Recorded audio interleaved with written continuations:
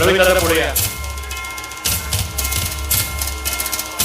काँग्रेसचे गौतम आरकडे आपला सन्मान होतोय. हा सन्मान देण्यासाठी मी सन्माननीय गव्हाणे साहेब आणि इम्रान भाई आपण पुढे यायचे. गौतमजी आरकडे सचिव आपला सन्मान होतोय. इम्रान भाई आणि गव्हाणे साहेब आणि प्रवीण दादा आपण पुढे या. मिनलताई यादव नगरसेविका ताईने विनंती आपण व्यासपीठावरती यायचंय.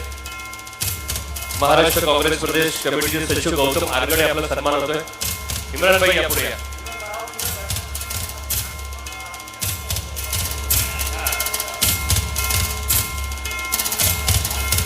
इम्रान भाई या पुढे या.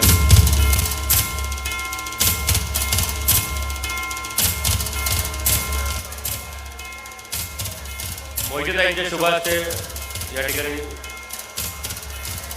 शशिकांत भाऊंचा सन्मान. शशिकांत भाऊंच्या वतीने संजय भाऊंचा सन्मान. टाळ्या वाजल्या पाहिजे.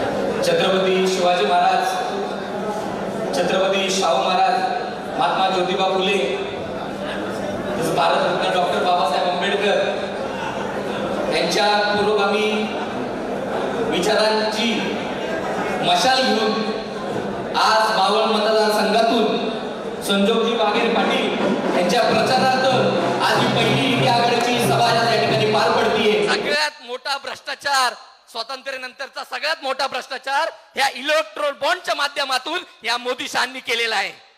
मला खरं तर भारतीय जनता पार्टीच्या कार्यकर्त्यांची क्यू येते, जे आपल्यासोबत रोज भांडत होते, नाही मोदीजी आल्यानंतर भरपूर बदल होतील, हे सर्व भ्रष्टाचारी जेलमध्ये जातील. पण असं काय आपल्याला काही बघायला भेटलेलं नाहीये. उलट हेच कार्यकर्ते आता भारतीय जनता पार्टीचा प्रचार करतील का नाही ह्याची मला भीती वाटायला लागलेली आहे. संजोग दादांना मला एक आश्वासन द्यायचंय, तिकडे जर अनेक नेते गेलेले असतील, हे अनेक मावळ मतदारसंघाचं सांगतायत, अजित पवारचा गट तिकडे गेलेला आहे, शिवसेनेचा एक गट तिकडे गेलेला आहे, काँग्रेसचे काही नेते असतील, पण मला या ठिकाणी ठामपणे सांगायचंय, त्यांचे फक्त नेते गेलेले आहेत, पण मागे जे मावळे काम करतायत ना, ते मावळे 13 तारखेला दाखवून देणार आहेत की ते खऱ्या अर्थाने कुणाच्या बाजूला आहेत. संविधान बचाने वालों की ही जीत होगी, संविधान तोड़ने वालों की कभी जीत नहीं होगी. हमारे महाराष्ट्र देश में, प्रदेश में हम रहते हैं, गर्व है कि सबसे ज्यादा टैक्स पेयर महाराष्ट्र स्टेट है देश में. लेकिन आज महाराष्ट्र स्टेट का नाम भाजपा ने जो खराब किया है देश में, हम भूल सकते हैं क्या उसको? आज शर्म से सर झुकाया है. और भाजपा जो ऐसी पार्टी है सत्ते में जो आई हुई है, हमारे मोदी साहब बोलते हैं कि अब की बार 400 पार, 400 पार नहीं, हमारे अखिलेश यादव जी बोलते हैं कि अब की बार 400 हार. मोदी जी ने बहुत स्लोगन दिया है, बहुत हो गई महंगाई की मार, अब की बार मोदी सारे यही कहे थे ना 2014 के पहले. लेकिन नहीं, सब कोई जानते हैं कि महंगाई दूसरे को कोसने वाले बोलते थे कि कोई दूसरे प्रधानमंत्री को जो कांग्रेस से थे उनको बोलते थे कि प्रधानमंत्री जी आए थे लेकिन उन्होंने महंगाई का मां तक नहीं बोला. लेकिन नरेंद्र मोदी जी से मैं ये पूछना चाहता हूं कि आपने कितने बार महंगाई के ऊपर बोला, जबकि आज देश महंगाई से परेशान है. पण आमच्या संजोगजी वाघेरे यांचं एक वैशिष्ट्य आहे, मी त्यांना देवापासून बघतो आणि आता सुद्धा बघतो भाऊ, त्यांच्या चेहऱ्यामध्ये नम्रता आहे, ही त्यांची ओळख आहे असं मला अभिमानाने सांगायला.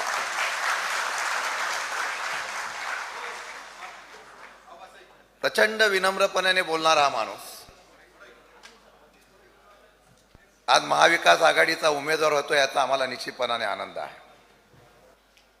पण या देशामध्ये पहिल्या प्रथम स्वातंत्र्यानंतर अधिकाराचा गैरवापर करून पक्ष फोडण्याचा आणि तिथले नेते नेण्याचा प्रयत्न केला गेला, तरी आजही त्यांना विश्वास वाटत नाही की आपण महाराष्ट्रामध्ये 40 पार जाऊ का. अजूनही प्रयत्न चालू आहेत, याला घेऊया त्याला घेऊया त्याला घेऊया. तुम्ही अख्खा पक्ष आणि अख्खे नेते नेले तरी समोर बसलेला जो सामान्य कार्यकर्ता हा इतिहास घडवल्याशिवाय राहणार नाही. मी दरांगे पाटलांचं अभिनंदन कर भाऊ आणि स्पष्ट शब्दामध्ये करीन. नवी मुंबईला ज्यावेळेला मोर्चा आला होता त्यावेळेला मुख्यमंत्र्यांनी दिलेल्या आश्वासनाची पूर्तता होत नाही म्हटल्यानंतर परत उपोषणाला बसलेला नेता पाहिला. परवाच्या दिवशी सुद्धा त्यांनी बैठक घेतली आणि निर्णय घेतला. अनेक चर्चा बाहेर होत होत्या की कदाचित मुख्यमंत्री किंवा इतर लोकांचा दबावाने एखादा उमेदवार उभा करतील आणि मताचा असलेला विभाजन करण्याचा प्रयत्न केला जाईल. पण जनतेच्या असलेल्या लोकप्रियतेवर जो नेता उभा राहतो तोच खरा नेता असतो. जरांगे पाटलांनी सांगितलं मी कोणताही उमेदवार उभा करणार नाही, ज्यांनी विरोध केला त्याला पाडा, एवढाच पक्षाचा संदेश. लढाई एका नवीन संग्रामाची आहे. तुमची परीक्षा आहे. उद्धवजी बाळासाहेब ठाकरेंनी निर्णय घेतला, अभिमान आहे. खऱ्या अर्थाने बाळासाहेब ठाकरेंचे सुपुत्र म्हणून आम्हाला त्यांचा उल्लेख करायला आज अभिमान वाटतोय. काही लोक बोलतात त्यांना पण आत टाकू, ह्यांना पण आत टाकू. बापाचा राज लागला काय मला कळत नाही. सगळ्यांनाच आत टाकायला सुरुवात झालेली आहे.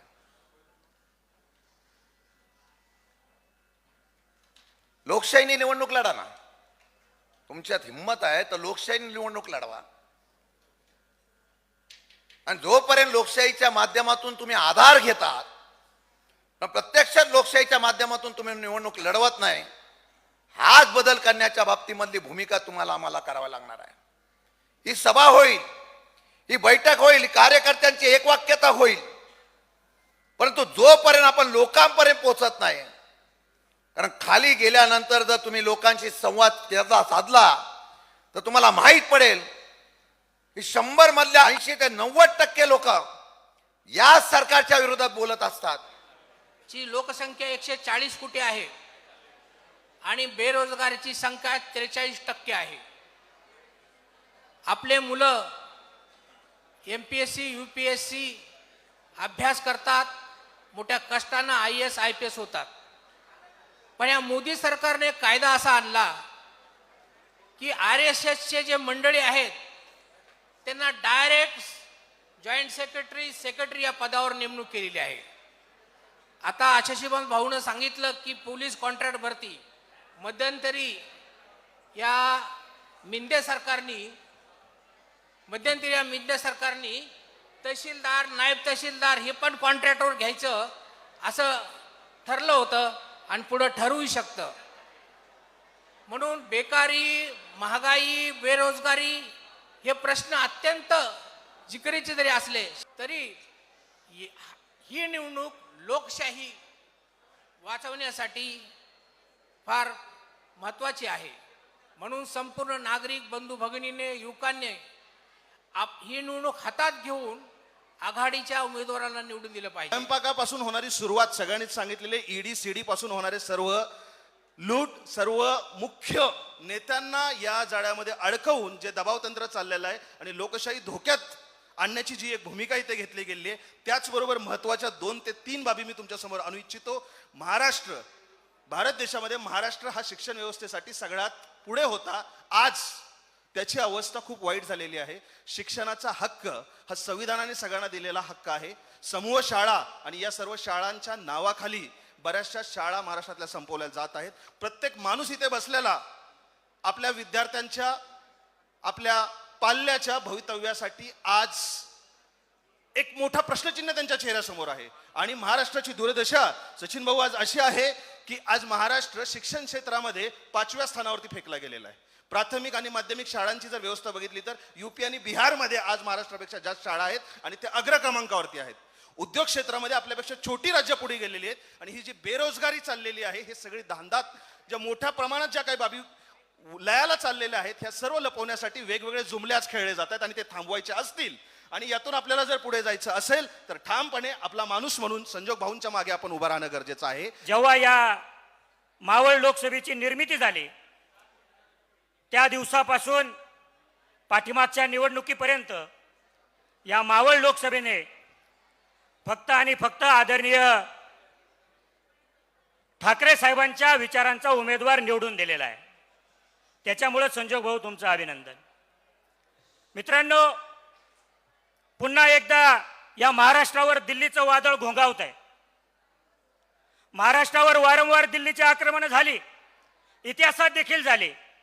मात्र आत्ताचं आक्रमण थोडंसं वेगळं आहे. दिल्लीचा बकासूर महाराष्ट्राला गिळायला पाहतोय. दिल्लीचा बकासूर या महाराष्ट्रातील उद्योगधंदे गिळायला पाहतोय. दिल्लीचा बकासूर या महाराष्ट्राचे नेते संपवायला पाहतोय. दिल्लीचा बकासूर हा महाराष्ट्र धर्म संपवायला पाहतोय. आणि याच्या विरोधात या महाराष्ट्रातले 2 स्वाभिमानी नेते उभे राहिले, ते म्हणजे आदरणीय उद्धवजी ठाकरे साहेब आणि आदरणीय शरदचंद्रजी पवार साहेब. यांचे आपण शिलेदार आहोत. आणि म्हणून या दिल्लीच्या तख्त्याला पुन्हा एकदा दाखवून द्यावं लागेल. जेव्हा जेव्हा महाराष्ट्रावर या दिल्लीच्या तख्ताने करडी नजर टाकली, तेव्हा तेव्हा या दिल्लीच्या तख्ताला याच महाराष्ट्राच्या मातीत गाडायचं काम इथल्या मावळ्यांनी केलेलं आहे. पिंपरी चिंचवडचा विकास आम्ही केला. तुम्ही त्यांना सांगा, या पिंपरी चिंचवड शहराची निर्मिती ज्यावेळेस झाली, त्यावेळेस या पिंपरी चिंचवड शहरामध्ये जे काही उद्योगधंदे आले, ते आदरणीय अण्णासाहेब मगर असतील, आदरणीय रामकृष्ण मोरे साहेब असतील, आदरणीय शरदचंद्रजी पवार साहेब असतील, यांच्यामुळे या पिंपरी चिंचवड शहरामध्ये उद्योगधंदे आले. आणि यांच्या समवेत त्यावेळेस खांद्याला खांदा लावून या पिंपरी चिंचवडमध्ये कोण काम करत होतं, तर त्यावेळेस आदरणीय भिकू वागेरे साहेब या पिंपरी चिंचवडमध्ये काम करत होते. आणि त्यांचा मुलगा आदरणीय संजोग वागेरे साहेब या निवडणुकीला उभे आहेत. त्यांना तुम्ही सांगा, या पिंपरी चिंचवडचा विकास आदरणीय शरदचंद्रजी पवार साहेब जेव्हा केंद्रामध्ये मंत्री होते, तेव्हा सलग 10 वर्ष JNNURMच्या माध्यमातून या पिंपरी चिंचवड शहराला भरघोस निधी मिळाला आणि म्हणून या पिंपरी चिंचवडचा विकास झाला. ते तुम्हाला सांगतील आपकी पार 400 पार. त्यांना तुम्ही सांगा, मग का घाबरतोय चौकीदार? संजोग वागेरे पाटील यांना निवडून आणणं म्हणजे मी स्वतःला निवडून आणण्यासाठी प्रयत्न करतोय असा त्याचा अर्थ होतो. आणि संजोग वागेरे पाटील हे म्हणजेच तुम्ही सर्वजण आहात. इथं बसलेले 1000 लोक जे आहेत, ते 1000 लोक संजोग वागेरे पाटील आहेत, हे लक्षात ठेवा. आणि म्हणून स्वतःची लढाई, स्वतःच्या अस्तित्वाची लढाई, संविधान वाचवण्याची लढाई म्हणजे काय, तर तुमचे आणि आमचे जे मौलिक अधिकार आहेत, मूलभूत अधिकार आहेत, जे गेल्या 10 वर्षामध्ये धोक्यामध्ये येत आहेत, ते अधिकार वाचवण्याची लढाई म्हणजे संविधान वाचवण्याची लढाई आहे. आणि ती संविधान वाचवण्याची लढाई कुणासाठी आहे, तर या माझ्या ज्या महिला भगिनी इथं बसल्या आहेत, इथे जे आमचे इथे जे मित्र बसलेले आहेत, यांच्या येणाऱ्या नंतरच्या पिढ्यांच्यासाठी, त्यांच्या सुरक्षिततेसाठी, या महिलांच्या सुरक्षिततेसाठी, आमच्या तरुण मुलांच्या रोजगारासाठी, आमच्या झोपडपट्टीमध्ये राहणाऱ्या लोकांच्या मूलभूत अधिकारांसाठी, आमच्या शेतकऱ्यांच्या आत्महत्या, दिवसाला रोज 3 आत्महत्या या महाराष्ट्रामध्ये होत आहेत. कशामुळे होत आहेत, तर शेतकऱ्यांच्या उत्पादित मालाला त्या ठिकाणी योग्य पद्धतीचा बाजारभाव मिळत नाही, म्हणून त्यांना या ठिकाणी कर्जबाजारी व्हावं लागतं. आणि कर्जबाजारी झाल्यानंतर त्याला घरचे खर्च चालवता येत नाहीत. आणि मग कर्जबाजारी झाल्यानंतर त्या बँका त्याच्या घरामध्ये येतात, जप्ती येते, जप्तीच्या नोटीस येतात. त्या आल्यानंतर त्या माणसाला असं वाटतं की इतक्या प्रतिष्ठेने मी इतके दिवस जगलो, आता माझ्या दारामध्ये कर्ज मागणारी लोक यायला लागली, त्या प्रतिष्ठा टिकावी यासाठी म्हणून तो आत्महत्या करतो. तो भाग वेगळा आहे की चोक्षी बिक्षी सारखे लोक किंवा ते कोण आणखी काय नाव त्यांची, ही सगळी मंडळी हजारो कोटी रुपये घेऊन पळून गेले मोदींच्या आशीर्वादाने. त्यांना त्याच्याबद्दल काही देणं घेणं नसतं, परंतु आपला सामान्य माणूस इब्रतीला जपतो, इज्जतीला जपतो, प्रतिष्ठेला जपतो. आणि ती प्रतिष्ठा कायम ठेवायची असेल तर संविधान कायम राहिलं पाहिजे या ठिकाणी. आणि संविधानच धोक्यामध्ये आणण्याचं काम नरेंद्र मोदी आणि त्यांचे सर्व सहकारी या ठिकाणी करतात, आपण पाहतो आहोत. 6-7 वर्षापूर्वी जंतर मंतरवर संविधान त्या ठिकाणी दिवसा धवडा जाळलं गेलं. संविधानाच्या विरोधामध्ये घोषणा दिल्या गेल्या, हिंदू धर्माच्या नावानं घोषणा दिल्या गेल्या, बाबासाहेब आंबेडकरांना शिव्या देणाऱ्या घोषणा दिल्या गेल्या.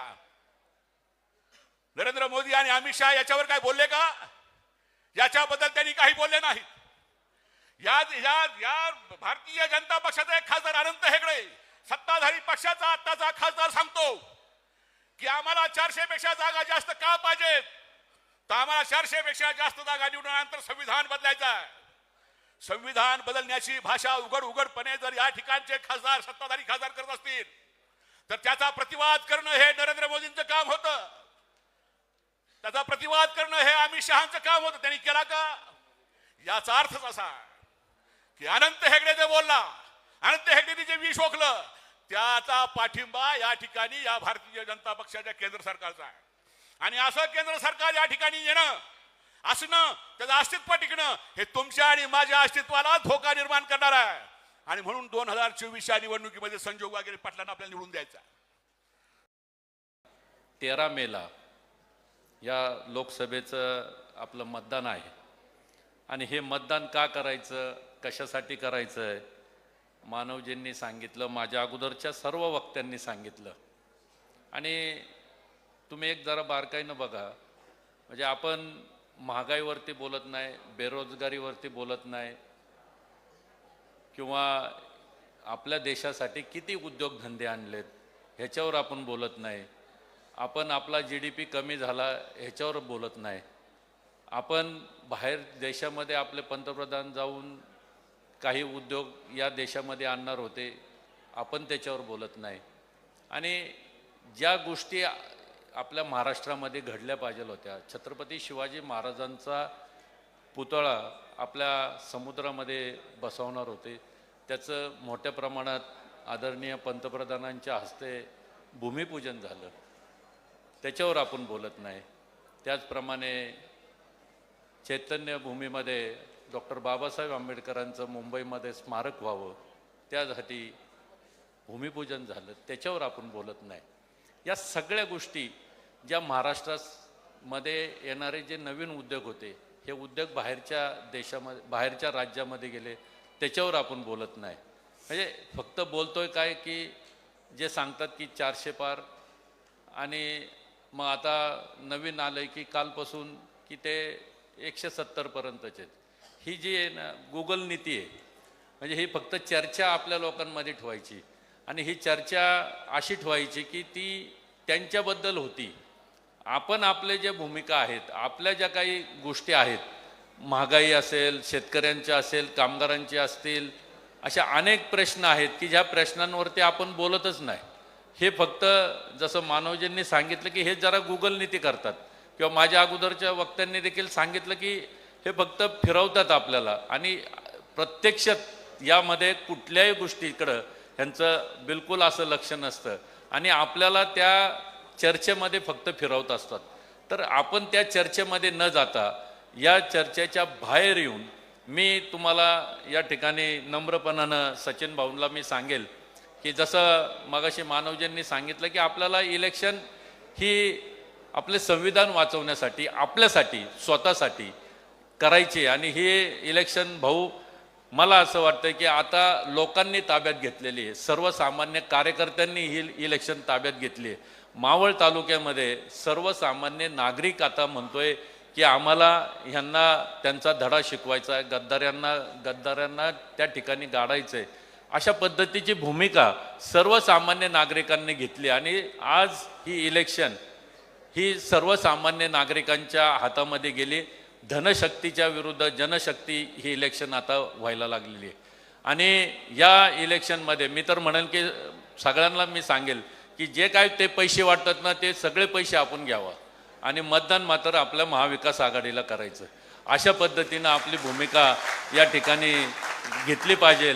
आणि इथून पुढच्या काळामध्ये मला असं खात्री वाटतं की या सर्व ज्या आज या ठिकाणी उपस्थित आहेत, आणि ही सगळी तोलामोलाची लोक आलेली आहेत, आणि ज्यांच्या शब्दाला मान आहे, ज्यांनी एखाद्याला रिक्वेस्ट केल्यानंतर त्या रिक्वेस्टला मान आहे, अशी लोक भाऊ या ठिकाणी आहेत. तर मला असं वाटतं की पिंपरी चिंचवड शहरामधनं आम्ही किमान 2.5 ते 2.25 लाखाचा लीड या ठिकाणी घेऊ, आणि हा 2.5-2.25 लाखाचा लीड घेऊन आम्ही खाली मग पनवेल, उरण आणि कर्जत या तिन्ही तालुक्यामध्ये मी फिरतोय. या तिन्ही तालुक्या मिळून कमीत कमी 2 लाखाचा लीड आपल्याला त्या ठिकाणी निघेल अशी मला खात्री आहे.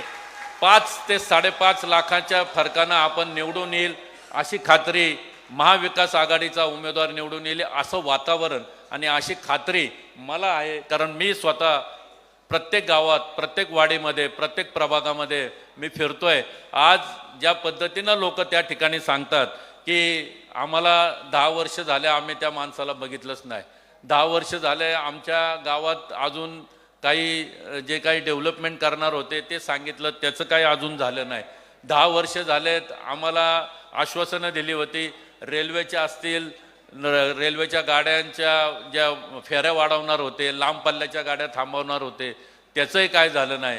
जी इंडस्ट्री आपल्याकडं येणार होती, फॉक्सॉनसारखा प्रकल्प आपल्याकडे येणार होता, त्याचं थांबवण्यासाठी या मंडळींनी काहीच केलं नाही. खालचे जे इंडस्ट्री आहे त्या इंडस्ट्रीकडं दुर्लक्ष केले. तिथल्या स्थानिक नागरिकांना, तिथल्या स्थानिक लोकांना रोजगार मिळत नाही अशी परिस्थिती खालच्या भागामध्ये आहे. आणि त्या इंडस्ट्रीला लागणारं जे काही सुविधा असतात, रस्ते, लाईट, ड्रेनेज, पाणी, हे देखील अजून त्या ठिकाणी पोचले नाही. आणि आपल्या या मावळ लोकसभा मतदारसंघ असा आहे की तो पुणे जिल्हा आणि रायगड जिल्ह्यामध्ये आहे. आणि निसर्गरम्य वातावरण आणि निसर्गाच्या सानिध्यात राहणारा हा मावळ लोकसभा मतदारसंघ आहे. निसर्गासाठी किंवा गडकिल्ल्यांसाठी त्या ठिकाणी कुठल्याच बाबतीतलं आजपर्यंत काही फंड आले नाहीत. म्हणजे अशा अनेक प्रश्न या मतदारसंघामध्ये आहेत. आणि आमच्या पिंपरी चिंचवडला तर आत्तापर्यंत कुठलंच म्हणजे केंद्र शासनाच्या माध्यमातून एखादा प्रोजेक्ट आलेला हा लोकांना दाखवावा की बाबा हा एक प्रोजेक्ट आम्ही केंद्र शासनाच्या मान्यतेनं या ठिकाणी केला आहे आणि तो पूर्ण झाला आहे. एकही या 10 वर्षामध्ये झालेलं नाही. आणि त्यामुळं लोक आता जाब विचारतात की तुम्ही या मावळ लोकसभासाठी काय केलं हे तुम्ही दाखवा. आणि मला खात्री आहे की निश्चितच महाविकास आघाडीचा आपला या ठिकाणी विजय होईल. मी आपल्या सर्वांना नम्रपणाने विनंती करेल की मेच्या 13 तारखेला आपलं जी खून आहे मशाल, या मशालीच्या समोरील बटन दाबून आपलं अमूल्य असं मत, आपला आशीर्वाद, आपलं सहकार्य, आपलं पाठिंबा या ठिकाणी मला द्यावा. आणि तुमचा पाठिंबा, तुमचा आशीर्वाद, तुमचं सहकार्य ह्या कुठेही तडा जाणार नाही याची खबरदारी मी वेळोवेळी घेईल. आणि नम्रपणाने सांगेल की तुमच्या कामासाठी मी हा संजोग वगैरे 24 तास तुमच्याबरोबर राहील एवढी खात्री मी या ठिकाणी देतो. आणि आपल्याला विनंती करतो की आपल्याला हातामध्ये पेटती मशाल घ्यायची आणि आपल्याला 4 तारखेला विजयाची तुतारी वाजवायची. धन्यवाद.